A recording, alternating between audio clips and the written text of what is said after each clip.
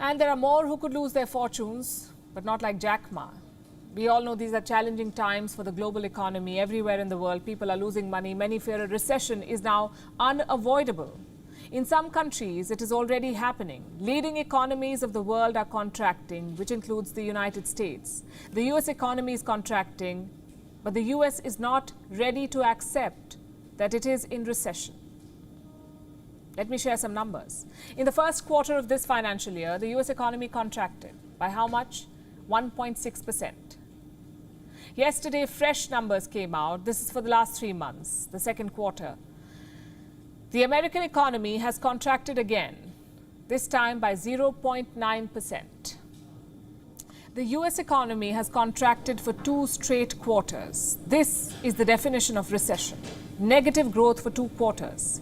But America refuses to accept this. It rejects the claim that a recession is here.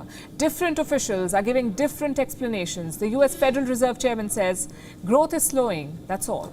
The labor market is extremely tight and inflation is much too high. So I do not think the US is currently in a recession. US Treasury Secretary Janet Yellen has put her own spin on this data. She too says that the US is not in a recession. Then what is it? Yellen likes to use the word weakening. She says the US economy is getting weaker. Most economists and most Americans have a similar definition of recession. Substantial job losses and mass layoffs, businesses shutting down, private sector activities slowing considerably, family budgets under immense strain, in sum, a broad-based weakening of our economy. What about the president? What does Joe Biden say? How does he assess America's economy? The president is in total denial mode. Let me speak to one other issue, the GDP, and whether or not we are in a recession. Both Chairman Powell and many of the significant banking personnel and economists say we're not in a recession. So what have you heard? There is no recession. Growth is slowing. The economy is weakening. 3 different people with 3 different explanations. It doesn't change the facts, however. It is a fact that the US economy has contracted for 2 straight quarters. The US government might not declare a recession. And yes, there are different ways to assess how an economy is performing. But if you ask the people of America, they're already feeling a recession. They feel the pinch of rising prices and the rising interest rates.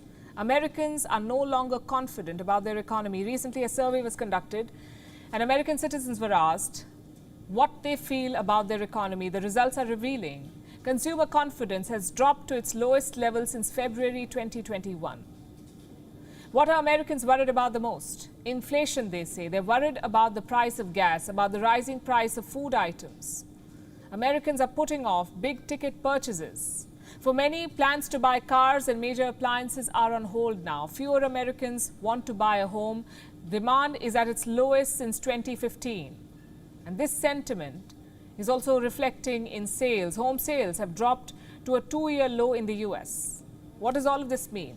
When people put off major purchases, they want to make sure they can afford essentials, the basics like food and fuel. When do people fear they may not be able to make ends meet? When they're afraid of losing their jobs.